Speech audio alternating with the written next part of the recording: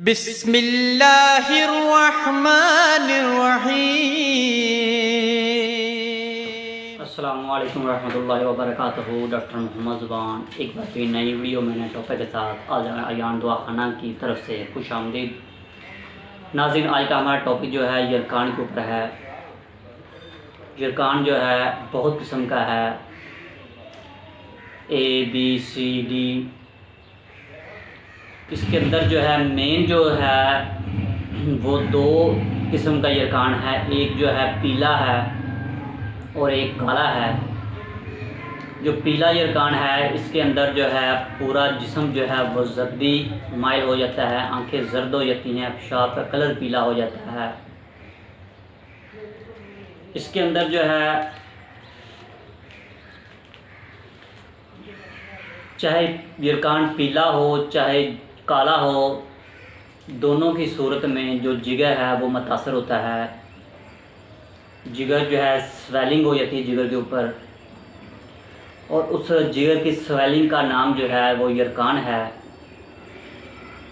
जब जिस्म के अंदर वायरस दाखिल होता है तो उस पोजीशन के अंदर जो है जिगर मुतासर होता है, जिगर जो स्वेलिंग हो जाती है जिगर के ऊपर, और जो है वो काम करना छोड़ देता है, जिसकी वजह से खून की कमी होना शुरू हो जाती है, पूरी बॉडी जो है मुतासर होती है।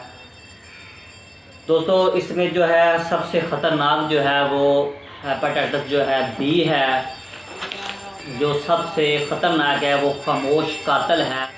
दोस्तों, यरकान के अंदर जो है हाथ पाँव की जलन, भूख की कमी, खाया पिया जिस्म को ना लगना। कुछ दोस्तों को वो कहते हैं हम बहुत खाते हैं, हमें भूख भी अच्छी लगती है, लेकिन फिर भी हमें लगता नहीं है, दिन ब दिन हमारा वज़न कम हो रहा है, चेहरे का फिर बॉडी का कलर चेंज हो रहा है। तो इसका मतलब है कि उसका जिगर जो है वो मुतासर हो रहा है। तो नाज़रीन, ऐसे नाज़रीन जो भूख की कमी का शिकार रहते हैं, जिनको जिस्मानी गर्मी है, हाथ पाँव की जलन है, जो है सर का चकराना है, मसाने के अंदर मैदे के अंदर गर्मी है, वो भी इस नुस्खा को इस्तेमाल कर सकते हैं। जिनको यरकान का मसला है वो भी इस्तेमाल करें, उनके लिए तो एक ख़ास आज का हमारा जो टॉपिक है वो एक तोहफ़ा है। तो चलते हैं जनाब नुस्खा की तरफ। उससे पहले जो नाज़रीन जो है चैनल पे नए हैं, जो वो चैनल को सब्सक्राइब कर लें और बेल आइकन को लाजमी प्रेस किया करें।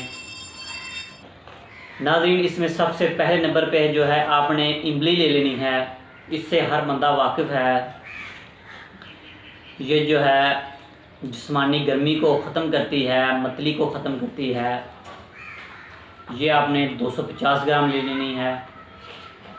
सौंफ जो है ये आपने 50 ग्राम लेनी है। इससे भी हर बंदा वाकिफ़ है, ये हाजमे को बेहतर करता है और जिगर की सोजश को जो है ठीक करता है। इसके अंदर आपने आलू बुखारा ले लेना है, ये भी 250 ग्राम लेना है आपने। ये भी जिस्मानी गर्मी को ख़त्म करता है और खून पैदा करता है।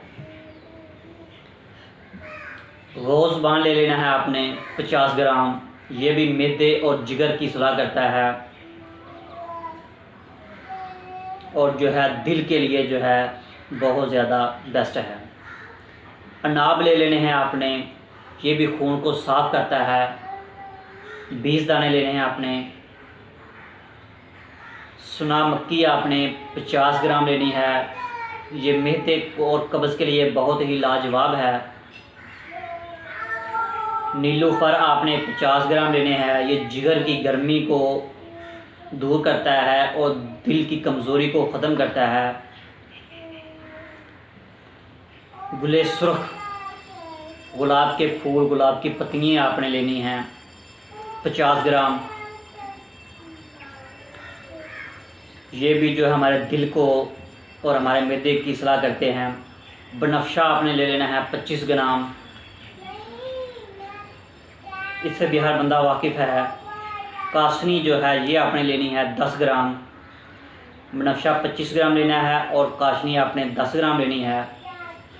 काशनी जो है नबी पाक सल्लल्लाहु अलैहि वसल्लम की हदीस मुबारक है कि इसके अंदर हर रोज़ जो है जन्नत के कतरे जो हैं इसके ऊपर गिरते हैं। इसके अंदर मौत के अलावा हर मर्ज़ का जो है हल है। लसूड़ी आपने ले लेनी है 50 ग्राम। दोस्तों तमाम चीज़ें आपने ले लेनी है, अच्छी और साफ़ चीज़ें लेनी हैं आपने, और सभी चीज़ों को जो मैंने मकदार बताई है, आप जो वज़न बताया है, इसी हिसाब से लेनी है। और तमाम चीज़ों के 6 हिस्से आपने कर लेने हैं। हर चीज़ के जो है 6 हिस्से बनाने हैं, मतलब कि इन तमाम चीज़ों को आपने जो है इनकी 6 पुड़ियाँ बना लेनी हैं। ठीक है, अपने हिसाब से कि आप कितनी कितनी चीज़ लेंगे तो वो 6 पुड़ियाँ बनेंगी। ठीक है, तमाम चीज़ों की 6 पुड़ियाँ बनानी है आपने। सभी में से थोड़ी थोड़ी चीज़ें लेके उनके 6 हिस्से सभी चीज़ों में कर लेने हैं। मतलब कि वो जब 6 हिस्से करेंगे तो उनको आपस में मिक्स कर लें तो वो 6 पुड़ियाँ बन जाएंगी। तो उसको आपने क्या करना है, 2 गिलास पानी के अंदर आपने शाम को भिगो देना है। हल्का सा पानी को नीम गर्म कर लें, शाम को उसके अंदर भिगो दें, सुबह उठ के उसको मल लें, छान कर जो है आप इस्तेमाल करें। और रात को जिस बर्तन में भिगोना है आपने, वो कोशिश करें कि मिट्टी का बर्तन हो, कच्चा हो। तो सुबह उठ के उसको खाली पेट जो है आप इस्तेमाल करें।